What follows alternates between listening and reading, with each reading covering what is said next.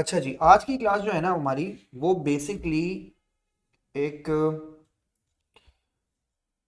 एक ऐसी क्लास है जिसमें हम soul trader and it's adjustment इस टॉपिक को स्टार्ट करने जा रहे हैं। आई होप सो हमने कभी भी स्टार्ट नहीं लिया विद इट्स एडजस्टमेंट का। ठीक है जी सर, सबसे पहले आइए और हम सबसे पहले सर बात करते हैं। आज का जो हमारा टॉपिक है वो है sir soul trader and it's adjustment. इसके लिए मैं आपको क्वेश्चंस कुछ दिखाता हूं और आज की क्लास में हम पूरी कोशिश करते हैं कि हम ये क्वेश्चन भी कंप्लीट करें एंड उसके साथ साथ हम ये भी देखें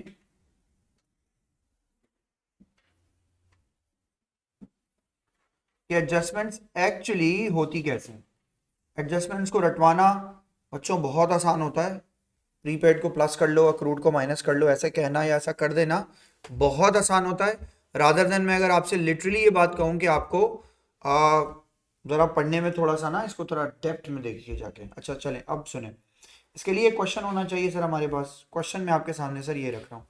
सर क्वेश्चन नंबर 4 आपके सामने ही गिवन है। एक वर्कशीट थी जिससे हम अक्रूवल्स एंड प्री पेमेंट्स कर रहे थे।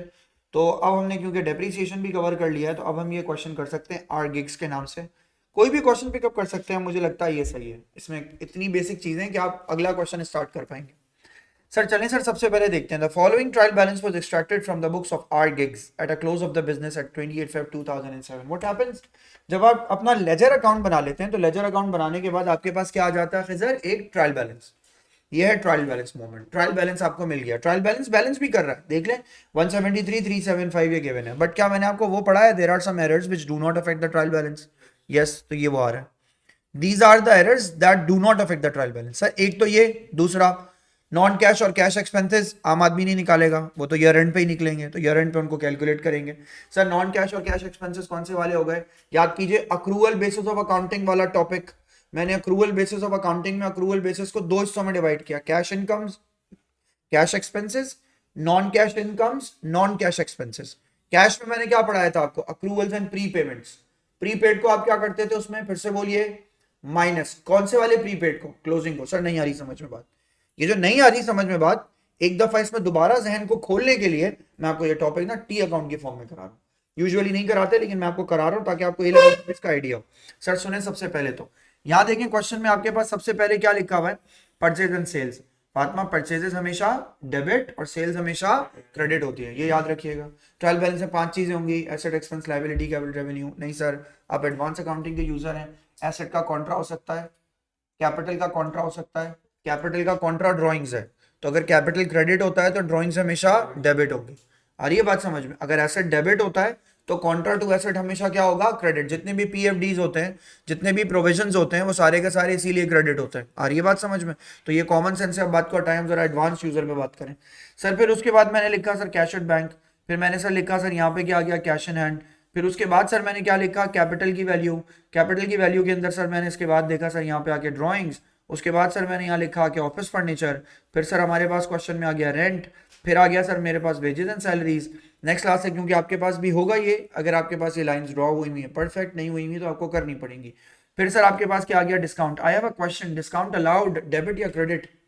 डिस्काउंट अलाउड एक्सपेंस या इनकम, एक्सपेंस। सही है। और इनकम क्या है सर आपके लिए, इनकम आपके लिए क्रेडिट है। आ रही है बात समझ में, तो रेवेन्यू हो गया। फिर सर उसके बाद क्वेश्चन में debtors and creditors. Debtors, debtors, और ये क्या है आपके लिए, क्रेडिटर्स। डेटर्स डेबिट होंगे और क्रेडिटर्स क्या होंगे, क्रेडिट होंगे। सर आगे स्टॉक, स्टॉक की वैल्यू आपके पास सर गिवन हो गई। फिर प्रोविजन फॉर डेप्रिसिएशन, या sorry provision for doubtful date है, आप सुने। प्रोविजन फॉर डाउटफुल डेट का कोई मतलब है यहाँ, इसको भी समझना होता है सर। फिर उसके बाद डिलीवरी वैन आ गया। फिर उसके बाद सर वैन रनिंग कॉस्ट आ गया। फिर उसके बाद बैड डेट्स रिटर्न ऑफ आ गया। ये सारी चीजें गिवन है। सुने जरा सर, ये ट्रायल बैलेंस में ये जो सामने सब कुछ लिखा हुआ है, ये किसी भी टी अकाउंट की कौन सी वैल्यू है, कोई बताएगा मुझे। ये इन टी अकाउंट्स की कौन सी वैल्यू है, सीडी या बीडी। बीडी, ये बैलेंस बीडी है। सही बोला था खिजर, दोबारा सुनो, क्या ये बैलेंस बीडी है, सीडी नहीं है। बीडी करके जिस तरफ बीडी आता है ना, वो यहां कॉपी किया जाता है। तो ये बैलेंस क्या है, बीडी। ये सारे बीडीज हैं। मैं किसी भी टी अकाउंट को खोल लूं जो इस वक्त यहां मौजूद है, ये उसका ब्रॉड डाउन बैलेंस है। आ रही है बात समझ में, क्योंकि ये एडजस्टमेंट करते वक्त ना बहुत जरूरी होगी आपके लिए। आपको ये पता होना चाहिए कौन सी चीज कहां गिवन है। अब चलें सर, वैन की running cost, delivery van, bad debts written off. Sir इस क्वेश्चन में bad debts written off trial balance के अंदर गिवन है सर, जवाब दीजिए। ट्रायल बैलेंस का क्या मतलब है सर? ट्रायल बैलेंस का मतलब है ये इसका कौन सा बैलेंस है? Brought down. Sir bad debt का तो ब्रॉड डाउन बैलेंस नहीं होता, होता है ड्यूरिंग द ईयर होता है, साल खत्म हो जाता है, अब उसे आईएएस में ट्रांसफर कर देते हैं। बात समझ आई? अब क्वेश्चन में देखते हैं आगे और कोई बात। सर क्वेश्चन में लिखा है स्टॉक 28 फेब को 2400 का है। यू नो व्हाट, स्टॉक का भी अकाउंट होता है अकाउंटिंग में, इन्वेंट्री का अकाउंट होता है। इन्वेंट्री के अकाउंट को किस तरह पढ़ा जाता है, इन्वेंट्री के अकाउंट को किस तरह देखा जाता है, एक दफा मेरे साथ भी देख लीजिए। सर स्टॉक की ओपनिंग वैल्यू कितनी है? 4120। स्टॉक की क्लोजिंग वैल्यू कितनी है सर? 2400। मैं कॉन्सेप्ट आपको सिखा रहा हूं अभी आज, इस कॉन्सेप्ट को अब याद रखिएगा। मैं कॉन्सेप्ट आपको सिखाने जा रहा हूं sir, soul trader and it's adjustment. आप हेडिंग डालेंगे सर इसके अंदर क्वेश्चन नंबर 4। क्वेश्चन नंबर 4 के अंदर सर आप आगे सबसे पहले एक हेडिंग डालेंगे सर इन्वेंट्री, और मैं सर इन्वेंट्री की बात करने जा रहा हूं। इन्वेंट्री अकाउंट की बात करते हैं सर। सर इन्वेंट्री अकाउंट बनाते वक्त आपने इन बातों का ख्याल रखना है, और से देखिए सर। इन्वेंट्री अकाउंट बनाने के लिए आपके पास सबसे पहले तो एक बात ये तय है कि सर ये आपके लिए कौन सा एसेट है? Current asset. कौन सा एसेट है? और एसेट है तो डेबिट साइड पे ही आएगा। डेबिट साइड पर सर इसकी वैल्यू क्या आएगी? 4120। क्लोजिंग वैल्यू कितनी है सर इसकी? इसकी क्लोजिंग वैल्यू है बैलेंस शीट, और बैलेंस शीट में क्लोजिंग कितना लिखूं मैं इसका आगे भाई? 2400। कहां से लिया ये मैंने क्वेश्चन से पिकअप कर लिया। बात समझ आ गई? क्वेश्चन में लिखा हुआ था वो मैंने यहाँ लिख दिया। अब सुने, ये दुनिया का यूनिक अकाउंट है, इसमें 2 आईएएस होता है एक साथ। इस अकाउंट में 2 आईएएस होते हैं। ओपनिंग वैल्यू को आप ट्रांसफर कर देते हैं किसमें? इनकम स्टेटमेंट में, है ना? आपको समझ में आएगी बात? आपने पढ़ा हुआ भी, आप समझेंगे और मुस्कुराएंगे भी सर, पहली बार समझ में आ गया ये। और सर यहाँ लिखेंगे क्या आप सर? 2400। इसको भी आप ट्रांसफर किसके अंदर कर देंगे सर? इनकम स्टेटमेंट में। ये क्या बात हुई? ओपनिंग भी ट्रांसफर हो गया, क्लोजिंग भी ट्रांसफर हो गया। यस, ये अकाउंट क्लोज हो गया ना अकाउंट क्लोज। सर जब ये अकाउंट क्लोज हो गया तो अब इस अकाउंट के बारे में मुझे एक बात बताइए, गौर से सुनिए सर, गौर से सुनिए। मैं आपसे सवाल पूछूं और उसका जवाब दीजिए। Sir opening inventory cost of goods sold में प्लस होती है कि माइनस होती है? प्लस होती है। तो मैंने सर यहाँ साइड में लिखा, आप ही की सुनी हुई बात मैंने यहाँ लिख दी सर। आपने कहा सर ओपनिंग इन्वेंट्री को हम कॉस्ट में क्या कर देते हैं सर? हम कॉस्ट ऑफ गुड्स सोल्ड में प्लस कर देते हैं। इसका मतलब क्या होता है पता है? प्लस का मतलब होता है कॉस्ट ऑफ गुड्स सोल्ड क्या हो जाता है? बढ़ जाता है ना? तो सर जवाब दो, क्लोजिंग इन्वेंट्री को क्या करते हैं? प्लस या माइनस? सर क्लोजिंग इन्वेंट्री को आप इसके अंदर क्या कर देते हैं? माइनस। अगर आप माइनस करते हैं तो जवाब दीजिए, कॉस्ट ऑफ गुड्स सोल्ड आपका बढ़ जाता है या कम हो जाता है? सर कम हो जाता है। अब काम की बात सुनो, काम की बात सुनो सब। और ये अब इस क्वेश्चन से लेके आगे तक आप सब याद रखेंगे। ये अब आपको याद रखना है, सबने याद क्या रखना है? सुने सर, क्लोजिंग इन्वेंट्री मेरी बताइए क्या हो जाती है? बढ़ जाती है। बढ़ जाती है ना सर? जब मेरी क्लोजिंग इन्वेंट्री बढ़ती है, फिर से बोले सर, क्लोजिंग इन्वेंट्री बढ़ेगी तो कॉस्ट ऑफ गुड्स सोल्ड भी सर मेरा क्या होगा? बढ़ जाएगा। सर बढ़ जाएगा कम हो जाएगा? फिर से बोलो सर, मैंने क्लोजिंग स्टॉक को बढ़ा दिया तो कॉस्ट मेरी क्या हो जाएगी? कम। क्या हो जाएगी? कम। और ग्रॉस प्रॉफिट क्या हो जाएगा? ज्यादा। फिर से बोलो। मैंने कहा सर जब मैं क्लोजिंग इन्वेंट्री को बढ़ा दूंगा तो कॉस्ट ऑफ गुड्स सोल्ड मेरा क्या हो जाएगा? कम। तो सर मेरा ग्रॉस प्रॉफिट क्या हो जाएगा सर? ज्यादा। इस कहानी को आसान कर दूं आज? सर कहानी को कैसे आसान करेंगे? सुने, मैं इसलिए तो बोल रहा हूँ थोड़ा सा एडवांस सोचना है हमें।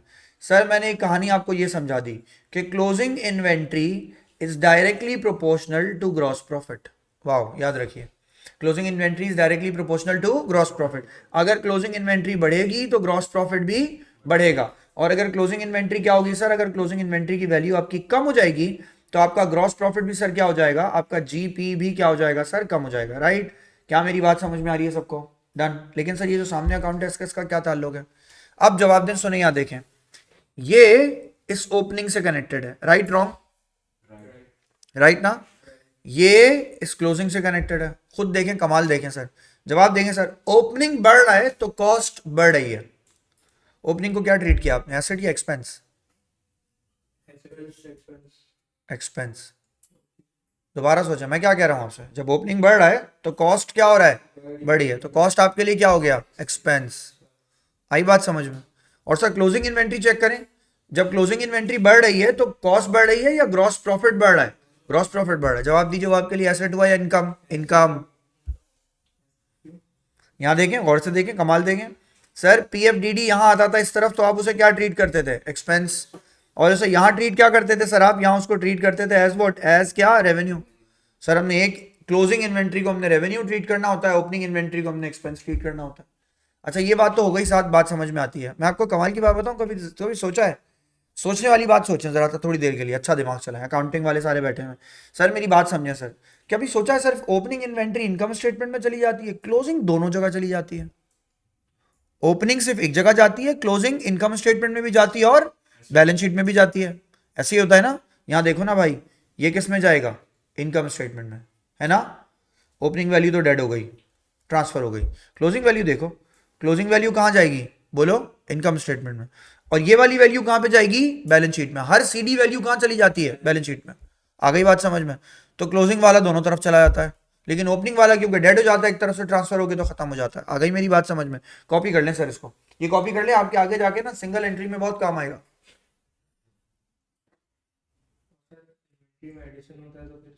इन्वेंट्री में एडिशन होता है, उसके लिए आपको एक टॉपिक पढ़ाया जाएगा भी, इन्वेंट्री वैल्यूएशन, देखते जाए। वो कॉस्टिंग का टॉपिक है, फाइनेंशियल से नहीं आता वो।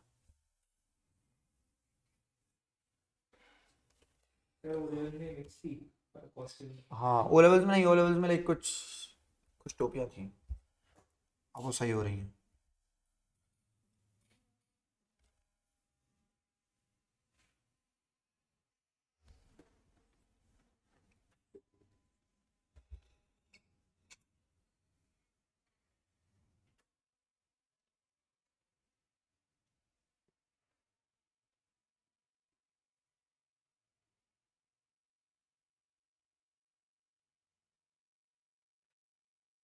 डन।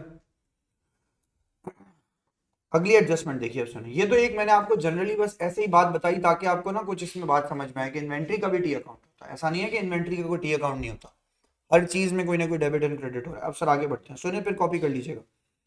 नेक्स्ट सर क्या लिखा हुआ है, wages and salaries accrued at 28 Feb. Wages and salaries क्या हो गई, फिर से बोलिए, अक्रूड। अक्रूड बताइए सर, एक्सपेंस का अक्रूड हुआ ना सर, आपको कैसे पता? वेजेस एंड सैलरीज क्या होती है सर आपके लिए, एक्सपेंस। नहीं भी बताओ सर, ऊपर देख लो, वेजेस एंड सैलरीज आपके लिए किस तरफ गिवन है, डेबिट पे। तो डेबिट का मतलब ये क्या हो गया आपके लिए, एक्सपेंस। जवाब दीजिए, जो ऊपर गिवन है, वैल्यू गिवन है 31,400, वो डेबिट साइड पे गिवन है, और नीचे जो वैल्यू है वो 340 है। अब जरा सर इसको देखते हैं, वेजेस एंड सैलरीज की बात यहाँ करते हैं आके। क्वेश्चन नंबर 4 मैंने यहाँ लिखा सर आके, नया टी अकाउंट बनाया मैंने, वेजेस एंड सैलरीज। यार एक मिनट जरा बच्चों ऑनलाइन वाले, जरा 2 मिनट रुकना, मैं जरा इनको कॉपी करा दूं। कॉपी कर लो पहले ही, जल्दी जल्दी।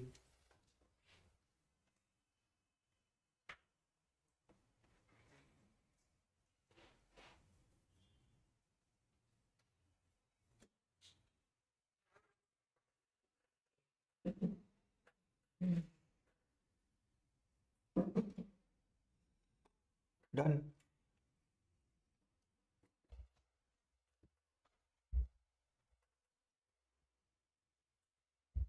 डन। सुने सर, वेजेस एंड सैलरीज की बात करें, आप जरा सुनिएगा सर। मैंने यहाँ वेजेस एंड सैलरीज के लिए एक अकाउंट के ऊपर यहाँ पे आगे बात की, मैंने कहा वेजेस एंड सैलरीज का मुझे अकाउंट बनाना है। मुझे जरा ये बात बताओ हुसैन बेटा, वहां पे जो ब्रॉट डाउन गिवन था वो किस तरफ गिवन था सर, डेबिट साइड पे। क्या वैल्यू गिवन थी, 31,000 कितना, 400, यहाँ लिख दिया मैंने। ट्रायल बैलेंस में जो गिवन था मैंने यहाँ पे प्लेस कर दिया। जवाब दीजिए, एक्सपेंस के अकाउंट का रूल आप कौन सा पास करते हैं सर, पी ए क्या, पी। अब प्रीपेड ओपनिंग और अक्रूड ओपनिंग तो है नहीं आपको, बल्कि उल्टा एंड में क्लोजिंग गिवन है। क्लोजिंग वैल्यू कहां गिवन है सर, फिर से पढ़ते हैं सर, क्या गिवन है, salary is what, accrued. Accrued कितने की है सर, 340 है ना, 340। सर अक्रूड किस तरफ आता है सर, अक्रूड आप यहां लिखते हैं आके, बैलेंस सीडी। बैलेंस सीडी में क्या वैल्यू लिखेंगे सर आप आगे, 340। जवाब दीजिए, इन दोनों वैल्यूज को आप आपस में क्या कर देंगे, प्लस। सर जब आप इनको प्लस करेंगे तो आपकी इवेंचुअली वैल्यू किस में चली जाएगी, इनकम स्टेटमेंट में। सर इनकम स्टेटमेंट में वैल्यू जाएगी तो अमाउंट बताइए क्या आएगी, 31740, 31740 सर, ये आंसर आएगा। अब जरा खुद देखें जरा क्वेश्चन में, एक बात जरा देख के समझें, यहां देखें, क्या मैं सही कह रहा हूं सर? जो भी चीज आपको ट्रायल बैलेंस में गिवन होती है उसमें आप अक्रूड को क्या कर देते हैं, जवाब दीजिए, उसमें आप अक्रूड को क्या कर देते हैं, प्लस। और जो आंसर आता है आपका, वो आंसर आप किस में ले जाके रख देते हैं सर, इनकम स्टेटमेंट में। राइट रॉन्ग बोले ना, हाँ या ना, give me a thumbs up. Sir मैंने कहा ओपनिंग वैल्यू आपको क्या मिली, 31,400, प्लस आपने उसमें अक्रूड कितना किया, 340। सर जवाब दीजिए, आंसर आपके पास क्या बन गया, 3174 क्या, 0। सर ये आंसर आपका, ये वर्किंग आपको करके दिखानी होगी। आ रही है बात समझ में? तो अक्रूड को प्लस करते हैं या माइनस, फिर से बोलें, अक्रूड को क्या करते हैं, प्लस। लेकिन कौन सा अक्रूड, क्लोजिंग या ओपनिंग, क्लोजिंग। कौन सा अक्रूड, क्लोजिंग। क्लोजिंग का केस है, ओपनिंग होगा तो इसका ऑपोजिट होगा। ओपनिंग होगा तो ओपनिंग अक्रूड को आप क्या करेंगे, माइनस। अब जब होगा तब देखेंगे, अभी तो खैर क्लोजिंग ही आएगा आपके सामने। क्लोजिंग अक्रूड आपके पास क्या है, फिर से बोलो। क्लोजिंग अक्रूड आप क्या करेंगे सर, इसको प्लस। तो मैं लिख देता हूं सर, ऐसा ना हो बाद में आप भूल जाएं। सर मैंने यहाँ लिखा कि क्लोजिंग अक्रूड की बात हो रही है, लिख लें, क्लोजिंग अक्रूड है। आगे बढ़ो, कॉपी कर लीजिए। एडजस्टमेंट्स ही कर लेना आज बहुत, और इसको अच्छे से समझ लें, आपको मेरी बात समझ में आ जाएगी। अब हमें करना क्या है, सुने सर, मैंने आपको कहा ना कि आपको टी अकाउंट नहीं बनाना होगा एग्जाम में, बल्कि आपको टी अकाउंट के बजाय और कोई काम करना होगा। टी अकाउंट नहीं बनाना होगा, इसमें तो बहुत टाइम चला जाएगा टी अकाउंट बनाने में। हम इसके साथ क्या कर सकते हैं, सुने, डन, जल्दी करो, जल्दी करो, कॉपी करो। यस व्हाट, हाँ प्लस माइनस, मगर कैसे प्लस माइनस, कुछ हम इस तरह कर सकते हैं, सुने, डन, लिखूं मैं, अब सुने यहाँ देखें, प्लस माइनस हम इस तरह कर सकते हैं, यहाँ देखें, वेजेस एंड सैलरीज को मैंने डबल टिक किया कि भाई इसके ऊपर एडजस्टमेंट है। अब एडजस्टमेंट के लिए मैं इसके सामने गया, मैंने कहा अक्रूड प्लस हो जाता है, मैंने यहाँ जाके लिख दिया 340। जब मैं क्वेश्चन में इसको सॉल्व कर रहा हूँ तो 340 को इसमें क्या कर दूंगा, ऐड। ये करना है मैंने। लेकिन अब सुने, वापस गया मैं, ये टी अकाउंट भी इंपॉर्टेंट है। सर जवाब दें, क्या इस टी अकाउंट का बैलेंस सीडी है? नहीं। अरे इस टी अकाउंट का बैलेंस सीडी है, इस टी अकाउंट का बैलेंस सीडी है, यस बैलेंस सीडी है। सर जवाब दीजिए, हर बैलेंस सीडी आप किस में मूव कर देते हैं? सर बैलेंस सीडी सारे आपके पास कहाँ चले जाते हैं सर, बैलेंस शीट में। सर तो इसका मतलब है ये जो 340 आपके पास अमाउंट है, इस अमाउंट को आप ले जाके किस में रख देंगे, स्टेटमेंट ऑफ फाइनेंशियल पोजीशन में। मगर स्टेटमेंट ऑफ फाइनेंशियल पोजीशन में किधर, वेरी गुड सर, किधर रख देंगे सर, इसको ले जाके अदर पेबल्स में। मगर ये भी बताना पड़ेगा अदर पेबल्स कहाँ होता है। तो सर अदर पेबल्स कहाँ होता है सर, आपका करंट लाइबिलिटी में, मेंशन कर लीजिए सर। असल बात तो ये है सारी, इस टी अकाउंट के बारे में आपको सब कुछ पता होना चाहिए, बाकी खैर है, ये अकाउंट के बारे में पता होना चाहिए। कभी फंस जाए तो ये टी अकाउंट आपको निकाल देगा क्वेश्चन में से आराम से। तो इसका मतलब अब जवाब दीजिए, ये जो जितनी भी वैल्यूज मैंने साइड में लिखी हैं, यहाँ पे जो बॉक्स में लिखी हैं, जिनको मैं हाईलाइट कर रहा हूँ, तो इसका मतलब है मैं जिस वैल्यू को अभी हाईलाइट कर रहा हूँ, जिसको मैंने हाईलाइटर से हाईलाइट किया अभी अभी, सर जवाब दीजिए ये कौन सी वैल्यू है? ये वैल्यू बैलेंस शीट में जाने वाली है या इनकम स्टेटमेंट में जाने वाली है? जवाब दीजिएगा, ये वैल्यू किस में जाने वाली है, बैलेंस शीट में। ये बैलेंस शीट की वैल्यू, जितना अमाउंट अभी आउटस्टैंडिंग है, मैं यहाँ पे लिखता भी हूँ सर, जितना अमाउंट मेरा अभी आउटस्टैंडिंग है वो अमाउंट मेरा सर लाइबिलिटी है, और जितनी मेरी लाइबिलिटी है उसे पे ऑफ करने के लिए सर मैं उसे करंट लाइबिलिटी में लिखूंगा। बात समझ में आ गई सर? कॉपी कर लीजिए इसको। आई होप सो सबको समझ आ रहा है, give me a thumbs up.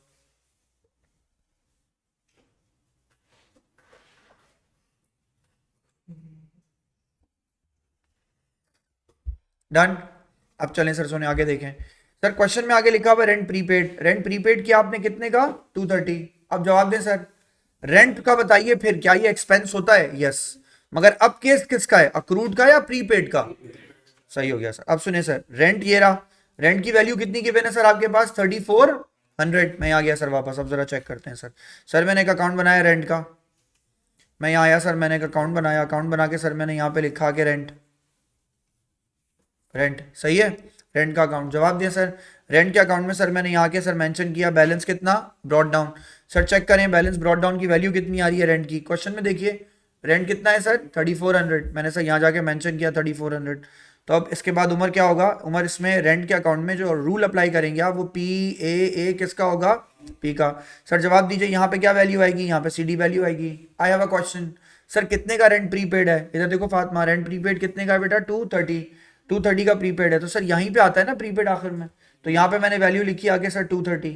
अब बताओ ये दोनों वैल्यूज आपस में प्लस हो रही है माइनस हो रही है, माइनस हो रही है सर। तो इसका मतलब है प्रीपेड को आप क्या कर देते हैं, प्रीपेड को आप माइनस कर देते हैं। तो यहाँ मैंने आके लिखा सर, ये आ जाएगा आपके पास इनकम स्टेटमेंट। जवाब दीजिए सर, इनकम स्टेटमेंट की वैल्यू निकाल लीजिए, 3170, ये मेरा एक्सपेंस है। तो मैं इनकम स्टेटमेंट में क्या चार्ज करूंगा, 3170। और सर बैलेंस शीट में क्या लेके जाऊंगा, 230। अब ज्यादा लंबी नहीं करते, सीधी सीधी बात करते हैं सर। सर ये क्या हो गया, करंट एसेट।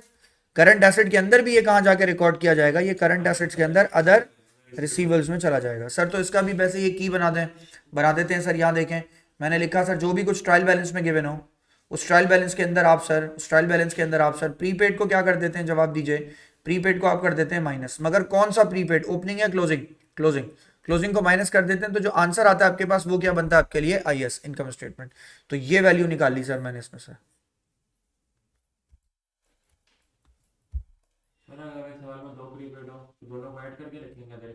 हाँ दोनों को, ये नहीं, दोनों को अदर रिसीवल्स में हाँ प्लस करके लिखेंगे, मगर एक्सपेंस में से दोनों को माइनस कर देंगे।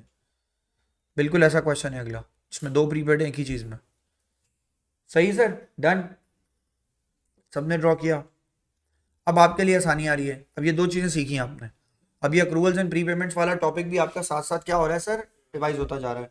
सर मैं वापस गया, अब यहाँ जरा देखिए, वैन की रनिंग कॉस्ट कितनी है? Running cost 72। 72 ओइंग है सर, ये आपको कैसे पता? ये ओइंग है, ये अक्रूड है, अभी पे करना बाकी है। सर ऊपर जाके चेक करें वैन रनिंग कॉस्ट कितनी गिवन है, 615। तो इसका मतलब है अगर मैं वैन रनिंग कॉस्ट का टी अकाउंट बनाऊं, मैं यहाँ बनाता हूँ सर आके, मैंने कहा वैन रनिंग कॉस्ट,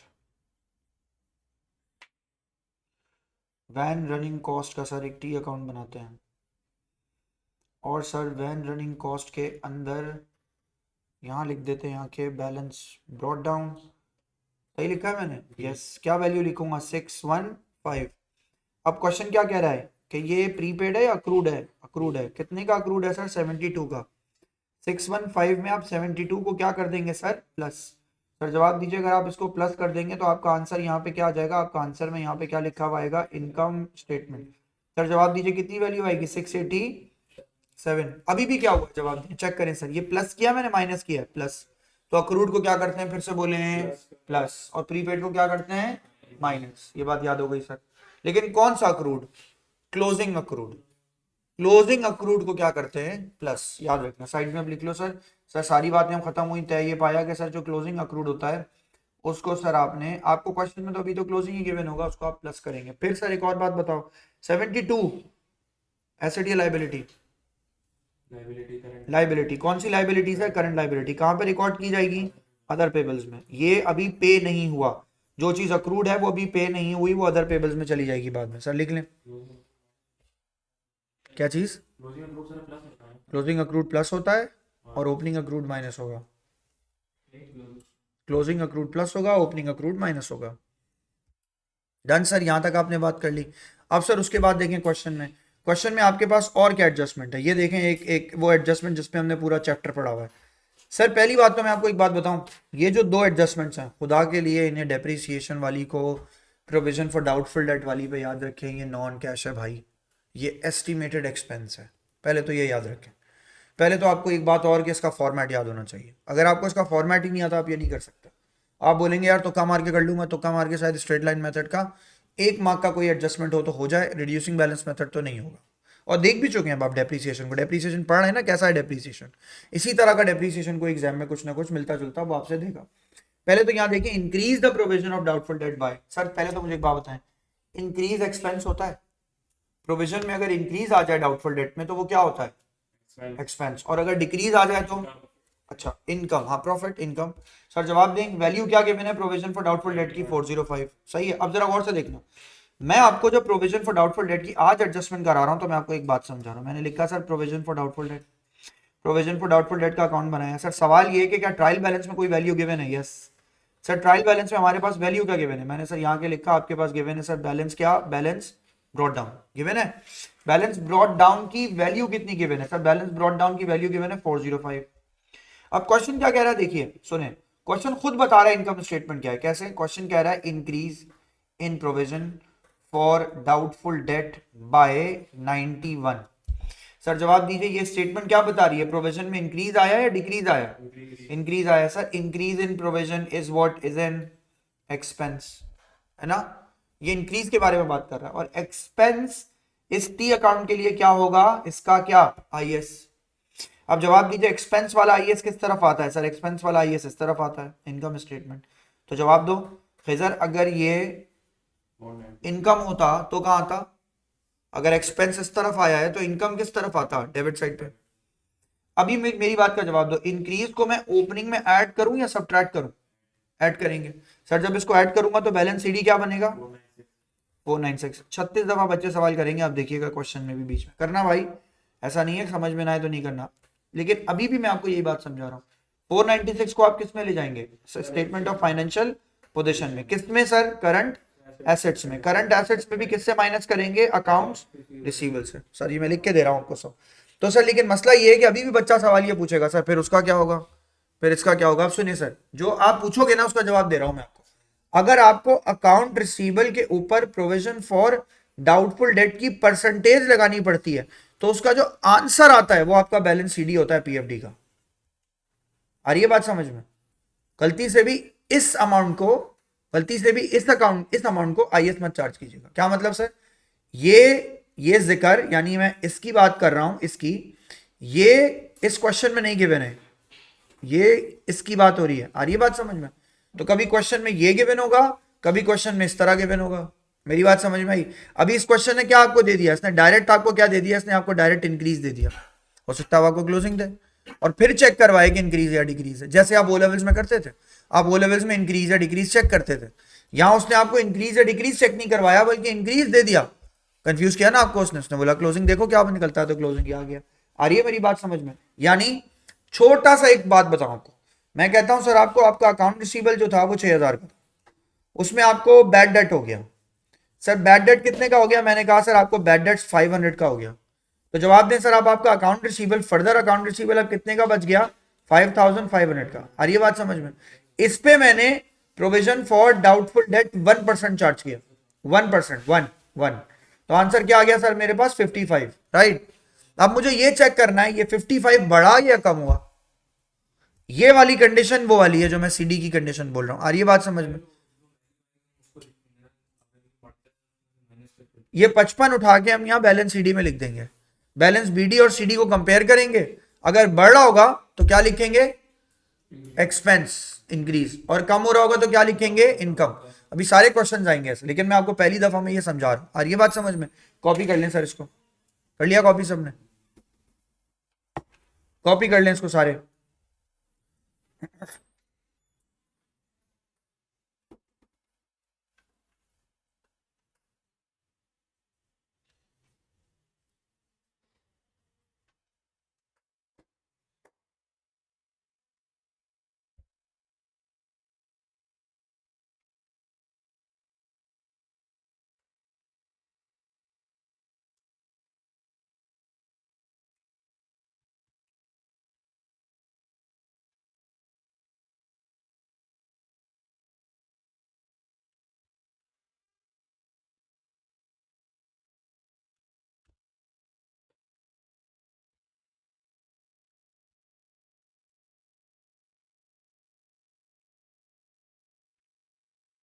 डन।